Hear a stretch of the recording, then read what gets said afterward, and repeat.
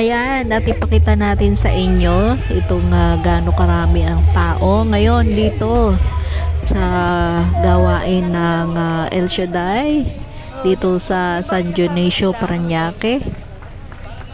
At overnight celebration, overnight Christmas celebration ngayon dito. Malapit na. Ay, ang cute ng ano nila. Ang cute ng tent. Baka.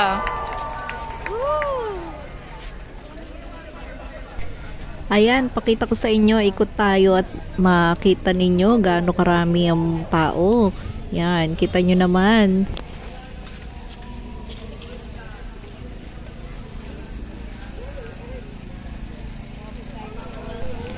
Yan banda sa gilid dyan ay mga tindahan, kainan, ganyan. Pag may magutom, dyan pupunta o kaya bilihan ng mga langis, mga healing oil, o mga panyo, mga souvenir, at mga kung ano-ano pa, mga bracelet, ganyan, yung mga religious item nandyan. So, lakad tayo hanggang doon sa aming pwesto. Galing kami ng comfort room. Haba ng pila, hindi na naipakita sa inyo.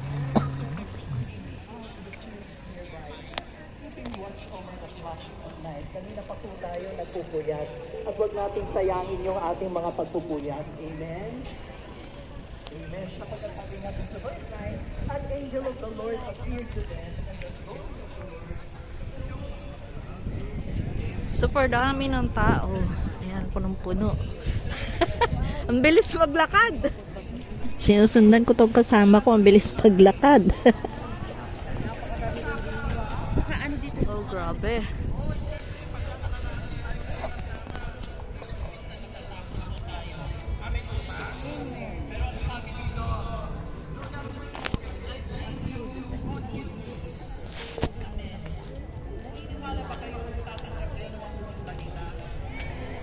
Dito na ako.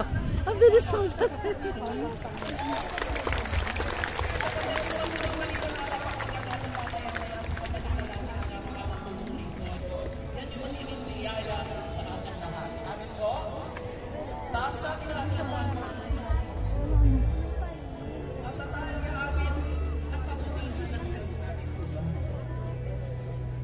Alam niyo ang kapitong ito. Sabayan na yung mga sa pagkakas. Wala.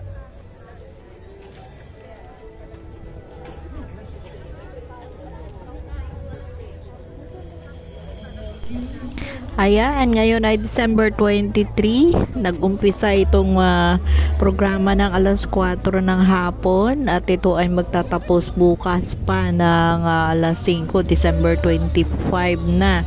So yun, magdamag ang celebration at ganito ka rami ang tao, iba-ibang mga lugar galing at may mga galing pa dyan ng mga probinsya, ganyan, malalayo upang makapag-celebrate lamang ngayong oras na ito dito sa gawain ng El Shaddai, ang Christmas celebration overnight.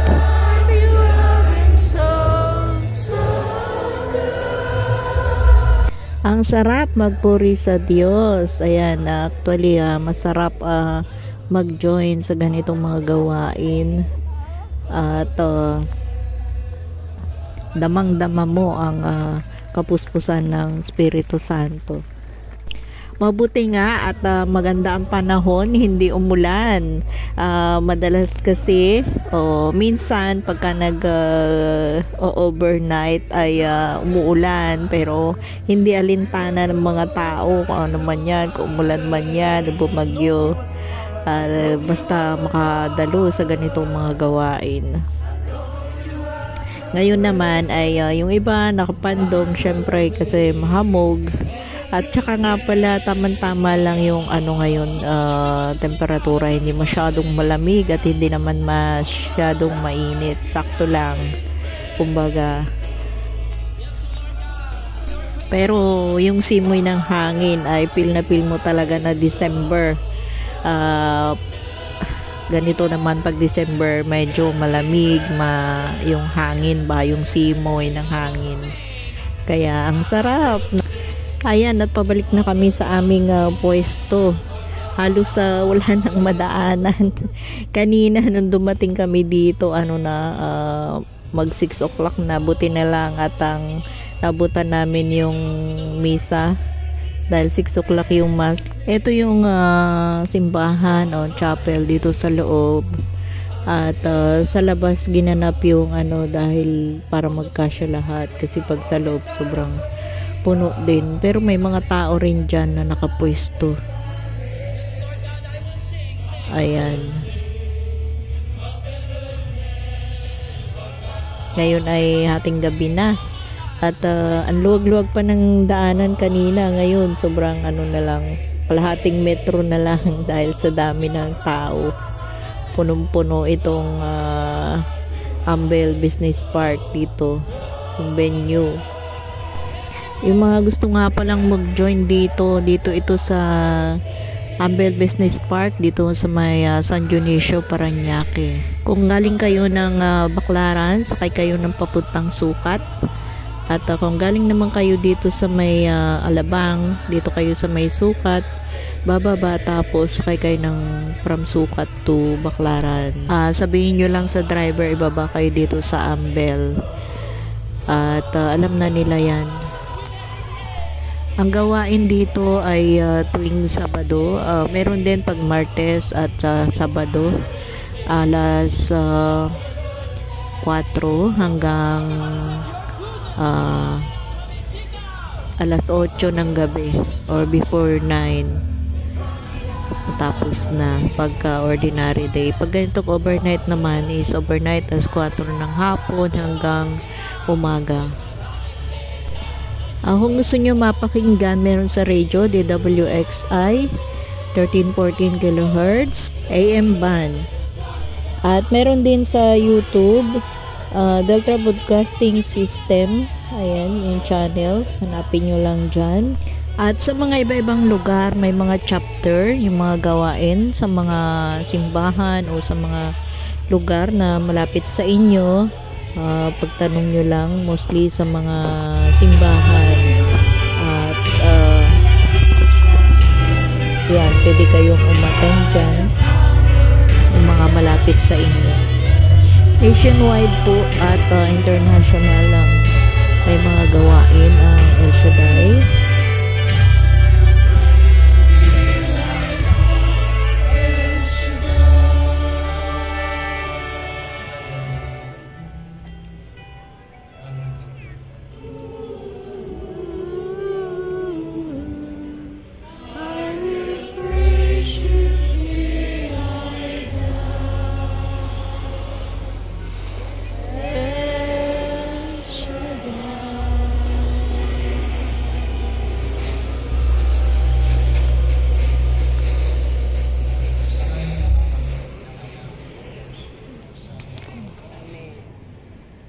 Sa lahat ng pagkakataon, si Yahweh El Shaddai ay aming pupurihin.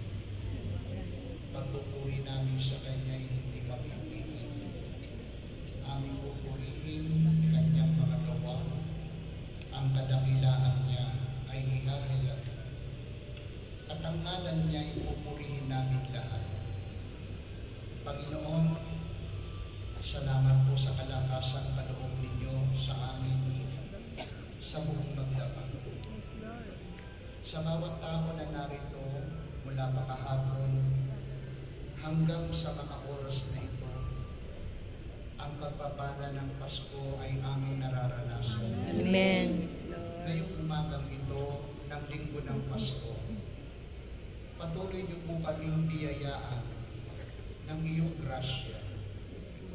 Simula sa pagbasa ng mabuting balita, sa mga magpapatotoo at sa mensahe ng Pasko na ihahatid ng aming punong lingkod. Bawat salitang mabubutawi sa labi ng aming punong lingkod, ito'y maging pagpapala sa aming lahat, magpapagaling ng mga may sakit, magpapalaya sa lahat ng alipin ng kasalanan. Amen. Lahat kami ay uuwing dala ang kagalakan ng pagliligtas ng Diyos sa pamamagitan ng Panginoong Hesus.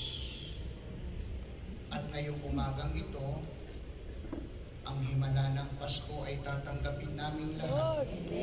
Sa pangalan ng aming Panginoong Hesus. Amen. Sa ngalan ng Ama, ng Anak, at ng Espiritu Santo.